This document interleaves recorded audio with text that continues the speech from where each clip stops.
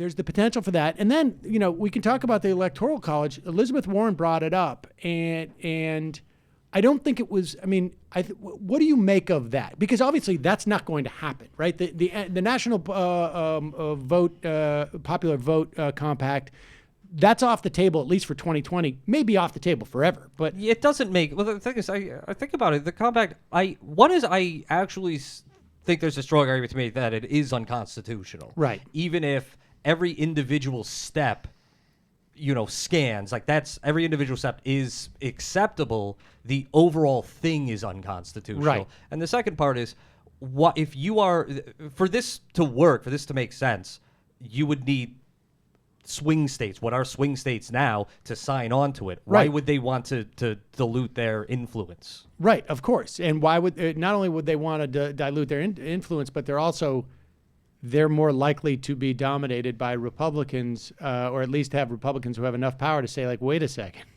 I don't want to lose. Right. I mean, maybe if, like, the next time the Democrats, control everything in Pennsylvania by a wide margin, they can be strong-armed into doing it. But the other point is, a few candidates are talking about abolishing the Electoral College, but it's a process thing. Nobody cares about a process thing. But doesn't it signify, though, to a certain extent, a certain amount of partisanship or a certain amount of, to me, I think it's like it's just a signifier. I mean, I think I read it right now as a partisanship thing. I don't read it as a willingness to actually want to transform the structure of our governance. Right. Which obviously there is a conversation happening about that. So I don't know. Maybe, what all of this boils down to, all of this stuff when we talk about packing the courts, when we talking about, limiting Supreme Court justice terms, when we talk about abolishing the filibuster, these are all means to an end. And the Democratic Party hasn't fundamentally embraced this notion, and certainly the establishment and the stakeholders do not want to embrace this notion that yes, the fundamental these structures of governance right now have to be either reformed or destroyed in order to get what we want. Right.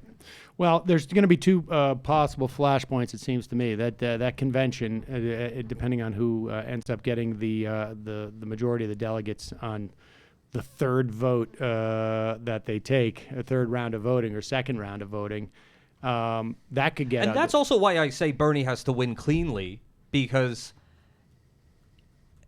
if he gets 33% of the vote, Kamala Harris is 33% of the vote, and Beto O'Rourke is 33% of the vote, okay, that goes to a contested convention. Well, anyone can walk out of there, and the party can more or less stay unified. But if Bernie has, won 50% of the popular vote, but still loses on the first ballot, and then gets screwed by the superdelegates, that's it for the Democratic Party. Yes, definitely. I agree. I mean, the question is, what if it's in between there?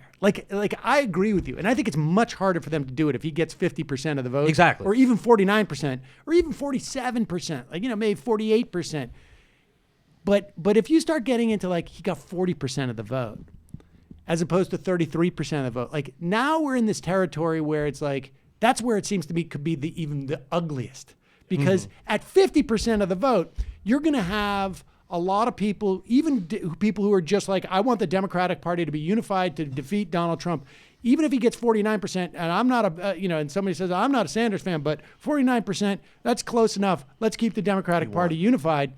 But when you get to 40%, that's that to me is what do you do? Well, I mean, the thing is, if he's still standing at the end of it and he has a plurality of the pledged delegates, it's going to be hard to deny him the nomination. Even if you can make, some credible argument. We're all just discussing arguments and spin that people will be doing at this time. Right. But if he, if he has the most pledged delegates at the end of this, even without a majority, a substantial number of his support base will be Bernie or bust.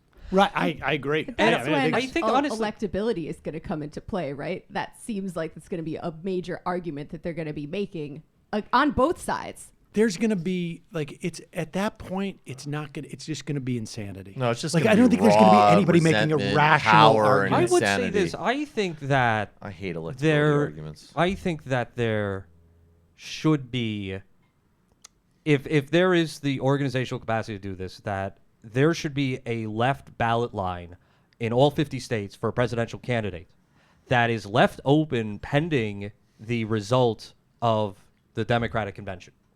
Interesting. So here's a question. I like you that said, idea.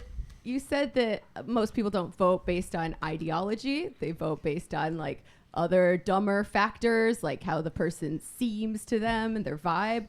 But a lot of the Democratic candidates this time around seem to be making it part of their strategy to move to the left and take up a lot of the things that Bernie was talking about the last time around. Like, are they wrong? Are they partly wrong? Like, how does that track? Well, the thing is, most people are not going to make up their minds until a week before Election Day. Most people don't know who, virtually all of these candidates are. So that's why, the primary polling data is just, it's irrelevant. It's at this point, it's always been irrelevant.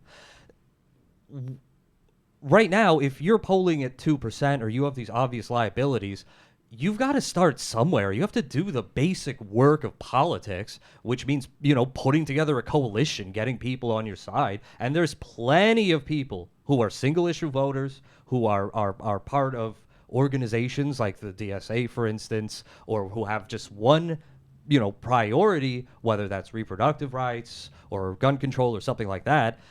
It's a fair play to say, well, okay, I want to be the gun control candidate. I want to be the climate change candidate. And those potential voters are really the only ones who are listening right now. Anyway. Well, yeah, it's not just Right. not just potential voters, No, but they're also definite voters, but they're potentially your... not just potential voters, but also organizations with canvassers organizational and, yes, capacity and Special money. interest groups. Right. Yeah. Those people who, those sort of the low hanging fruit, the low hanging fruit, I guess, in terms of like where, they're out there, they're shopping themselves around. They want to give in some fashion to a campaign. This is the time where you start to scoop those people up. You also want people with credibility in certain fields to be on your side.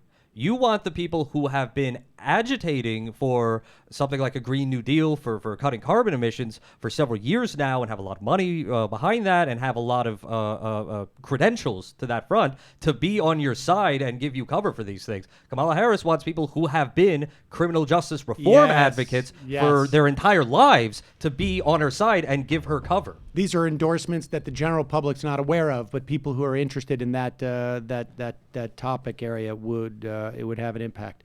All right. Well, listen, we're going to take.